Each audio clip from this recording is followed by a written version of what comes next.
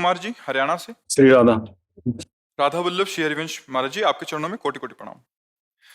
महाराज जी, क्या प्रारब्धवश ही सन्यास या गृहस्थ आश्रम प्राप्त होता है, या क्या भजन से इसमें पूर्व प्रारब्ध ही होता है, क्योंकि जैसे ये जीवन था तो उस समय मुझे कोई ज्ञान तो था नहीं कि गृहस्थ धर्म क्या होता है, विरक्त धर्म क्या होता है। पूर्व प्रारब्ध ने, जो पूर्व में भजन हुआ होगा, उसी ने प्रेरित किया। जैसे हम कक्षा 4-5 में पढ़ते थे तो स्वभाव, उस समय हमें ज्ञान तो है नहीं, स्वाभाविक 10 चालीसा का पाठ करना देव मंदिर में जा करके। जब कक्षा 8 में आए तो बार बार ये चिंतन होना, माँ का शरीर नहीं रहेगा, पिता का शरीर नहीं रहेगा, इन सब का आखिरकार मेरा प्यारा कौन है, हम किससे प्रेम करें, ये तो सब जाने वाला है। अब ये कौन विचार दे रहा था। फिर कक्षा 9 में जब थे तो गांव में भागवत हुई। जब 7 दिन भागवत सुना, बच्चे ही थे, निर्णय हो गया कि वास्तविक प्यार तो श्री भगवान से होता है।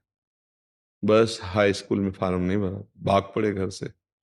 अब इसमें हम कहाँ थे, हमारा विचार या हमको कोई समझाने वाला या हमको कोई, तो विरक्त मार्ग जो मिला हमें तो हमारे पूर्व भजन की प्रेरणा से मिला। अब प्रारब्ध ने हमको सतमार्ग में लगाया। प्रारब्ध कहते पूर्व के किए हुए कर्म।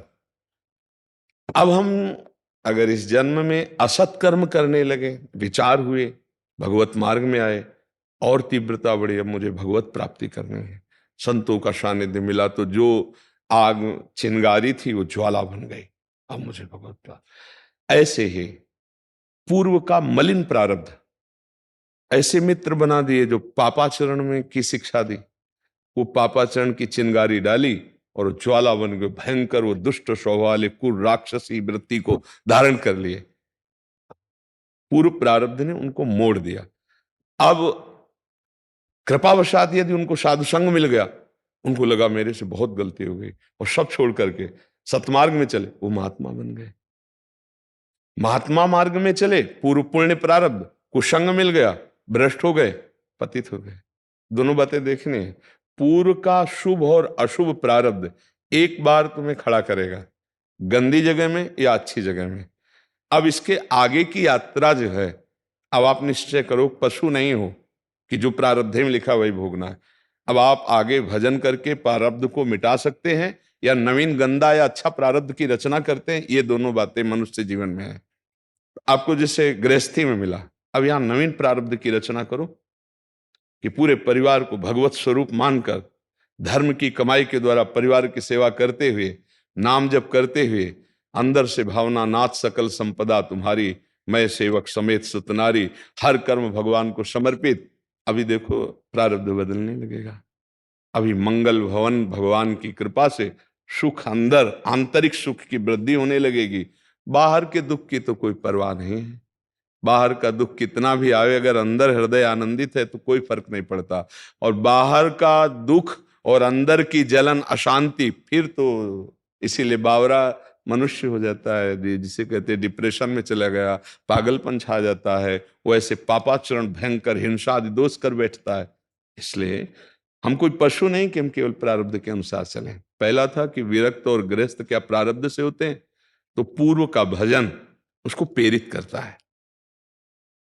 पूर्व का पाप कर्म उसको प्रेरित करता है, पूर्व की आसक्ति उसको प्रेरित करती है। लेकिन प्रेरणा होने के बाद चलना कितना है, अब ये आपके ऊपर छूट गया।